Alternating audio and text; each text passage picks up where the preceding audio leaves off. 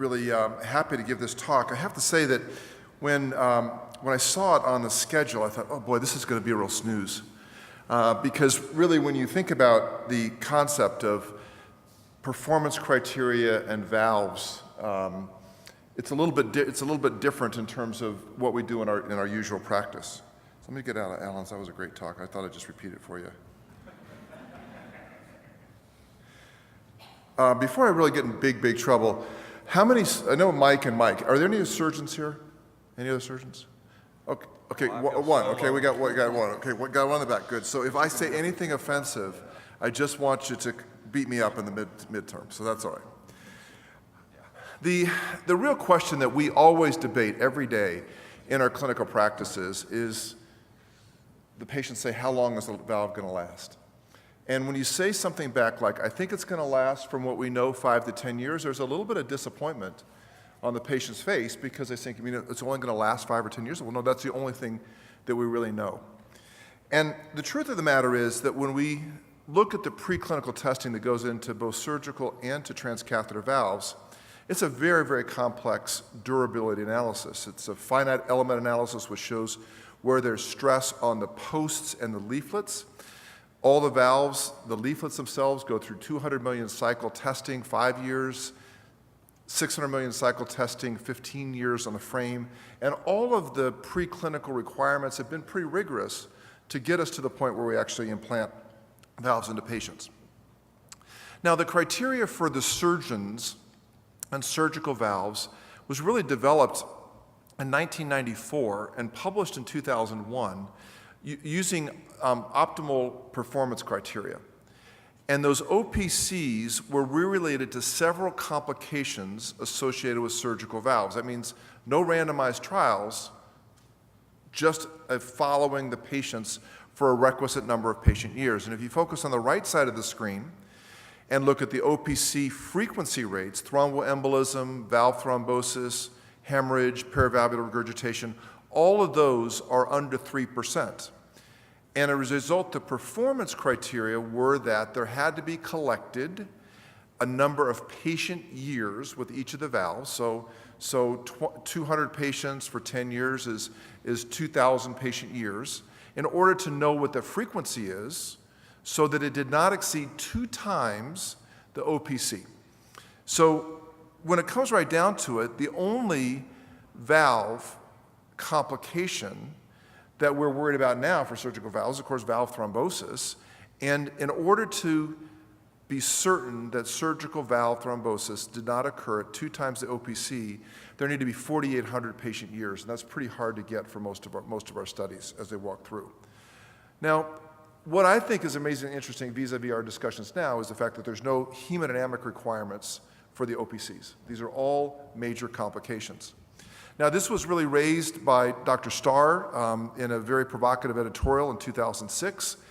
He admits that the FDA requires randomized trials for new drugs, but none of the surgical valves ever required a randomized trial for their approval. And I think there's probably good reason for that.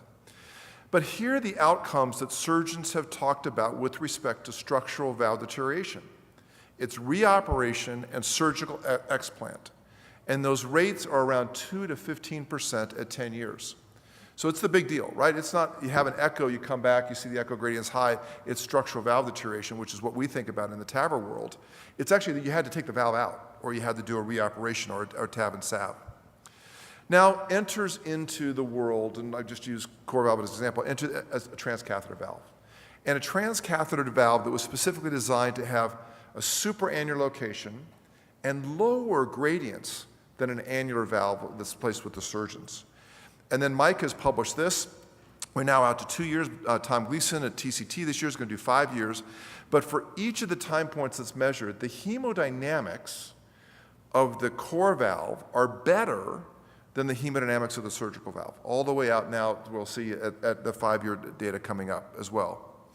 And so the real provocative question, I think, is title of the talk is, do these lower gradients that we see with transcatheter valves compared to surgical valves translate into a lower rate of structural valve deterioration? And should we use acute hemodynamic criteria to be incorporated into our structural definitions? Well, VARC2 raised one of these. The VARC2 was a group of very prominent interventionalists and heart surgeons and non-invasive cardiologists who sat around together and said, let's come up with our criteria in order to decide what was actually valve failure. And in the VARC2 criteria, it was normal for stenosis, mild stenosis, not really using the words deterioration, and then moderate to zero stenosis, simply using the gradients or the effective orifice area. And the problem for this very, very complex matrix is that sometimes there was a discordance between a gradient and an effective orifice area. And that would be an example. The mean gradient was 6 millimeters of mercury, but the effective orifice area came out to be 0.5. And it happens all the time, and you don't know what to do. So here's the solution on the right side of the screen. How do you get through this matrix? Right, this is the matrix of how you evaluate for structural valve deterioration in patients who have a discordance between the gradient and the effective orifice area. And I'm still trying to get our echocardiographers to take out the effective orifice area index out of the reports because it always looks bad. Well, obviously that's not going to be a gradient, that's not going to be an algorithm we're going to easily be able to walk through. And so the group in Quebec came up with something a little bit simpler. And they said, okay, let's come up with some criteria for structural valve deterioration. And let's just say that a mean gradient more than 30 means something bad happened and the valve's not working normally. Now, it doesn't have to be replaced, just as a mean gradient more than 30, along with an effective orifice area of under 1 centimeter squared. Then to go to lesser degrees are down to 20, and they put this into two categories. Possible structural valve deterioration where the transcatheter gradient went up by 10, and clinically relevant where it went up by 20. Well, how did they get that? They sat around the table and said, what do you think sounds right? Is it reasonable? And it sounded pretty good, but it actually didn't have much prospective validation. But they did identify a bunch of factors that led to these higher gradients, and it's very important. Some of them related to the patient's age, some of them related to their cardiovascular morbidities, and a lot of it related to valve-related factors like the prosthesis size, and most importantly, the size of the valve compared to the size of the patient prosthesis mismatch. And then there was light.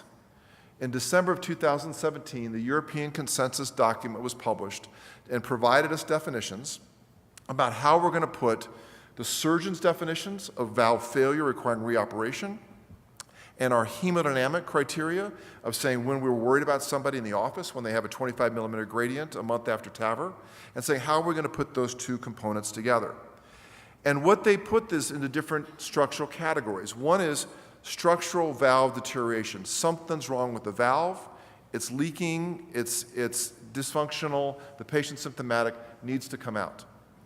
Then there's non-structural valve deterioration, which importantly includes the hemodynamics. And I'll go through a little bit more detail about what hemodynamics they've used.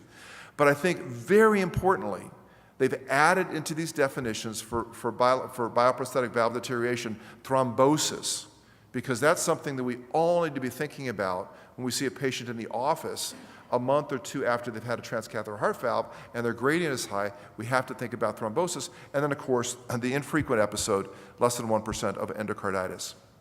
Now, this is a small on the top, but I'm going to read through this because and Danny's not here, and I think it would be great if Danny were here because he could discuss this. But in the TAVR world, looking at the farthest outcomes that we have, which are out to 5 to 9 years, the rate of structural valve deterioration using the standard criteria is under 2%, except for one study, and that was Dr. DeVere's study, where he captured patients who were in the early experience out to 10 years and found that there was a 50% rate of structural valve deterioration.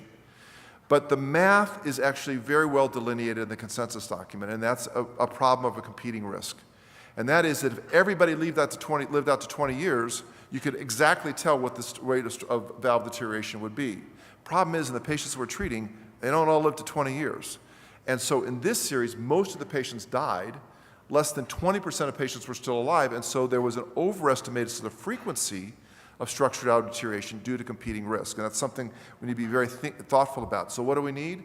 Well, Dr. Reardon's leading the Certavi trial, the low-risk trial. We're following all the patients now out to 10 years.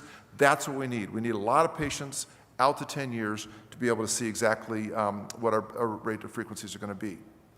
Now, in this article, in this consensus document, I think it was brilliant, there were 4 guiding principles about structural valve deterioration. The first one was you have to differentiate from the patient who has to come back and have another intervention with those patients who have hemodynamic criteria in the echo lab of who's doing poorly that you have to watch them more carefully. That's the first one. Differentiate between the structural valve deterioration, which is simply a gradient, maybe at higher risk for something happening, and those that really have bioprosthetic valve failure. That's point number 1. Point number 2 was that the deterioration some of the times is irreversible. So if you get pannus, if there's a leak, a torn leaflet, that's going to be irreversible. But some of these are reversible, and we have to think about that when we see the patients in the office. And if a gradient pops up out of nowhere, you have to think about this. Leaflet thrombosis, you have to think about endocarditis. Third principle. The fourth principle is that non-structural deterioration, late embolization, may occur after TAVR because of technical issues, specifically patient-prosthesis mismatch. And that what we really need to think about now is what we would have expected as the valve gradient after a series of valves we do, whether we use balloon expandable or self-expanding. Let me give you an example. This is a very provocative analysis done by Becky Hahn, which put the Edwards group together with the Medtronic group, Sapien and Core Valve, and it looked at the quintiles of gradients, and let's look at the smallest annulus size. The smallest annular size had a 14 millimeter gradient with the smallest annular size and a 9 millimeter gradient at the largest annular size. So we can also get prosthesis-patient mismatch with our balloon expandable valves. In comparison with the self-expanding valve, the hemodynamics were a little bit better. We didn't see that same prosthesis-patient mismatch effect in this, and maybe that suggests that we have to think about the hemodynamics, but we shouldn't be too concerned if we know that we've put a 23 Sapien in and we have a gradient of 12. That doesn't mean the valve's deteriorating. That's the expected ppm. And I think these values are going to be very important for us to understand the size of the valves that we've actually put in place. And the fourth one is that echocardiography is going to be key for evaluating this. Now, I would say that the echocardiography is going to be extremely important to determine who has structural valve deterioration because of the NOTION data 5 years. NOTION was an all-comes trial. Lars Sundergaard was the principal investigator. These patients were all followed with echo out to 5 years. Much better gradients for the transcatheter valve, core valve, than with surgery. But using the criteria of moderate structural valve deterioration in the European guidelines, the frequency of moderate structural valve deterioration was 26% with surgical valves and 3.9% with transcatheter valves. So what I would conclude from all of this when I talk with my patients is we don't know what the long-term outcome is, but I think we're okay compared to surgical valves. But we need that 10-year data. So what do we conclude as take-home messages? Well, these performance criteria that we can come up with gradients, they've been a historic pathway for surgical approval based on the metrics. But the metrics that have been used for surgical valves were really major complications: reoperations, thrombosis, endocarditis. What we are now moving towards is understanding the early hemodynamics of these valves. And it looks like it may predict long-term outcome, but it's way too early to establish that as definitive. These small differences in the gradients may not translate into differences in clinical outcomes. We need to learn that. Randomized trials for device approval are not the answer. What the answer really is going to be, we have to follow our patients out to 10 years or longer, particularly in healthier patients, to avoid these issues of competing risk. I think the European guidelines are awesome. I would encourage you all to read them. I think they're phenomenal. They put together the complex issues very succinctly. But most importantly, the SAVR valves and TAVR valves performance are under increased scrutiny. For example, for surgical valves, how many in the office follow the patients every year with an echo and gradients? Never, right? I don't even get it, typically don't get a surgical valve echo again, unless they clinically something changes. So now the scrutiny is going to be different. I think we're going to learn a lot as we move forward with the definitions of structural valve deterioration. Thanks for your attention. Great.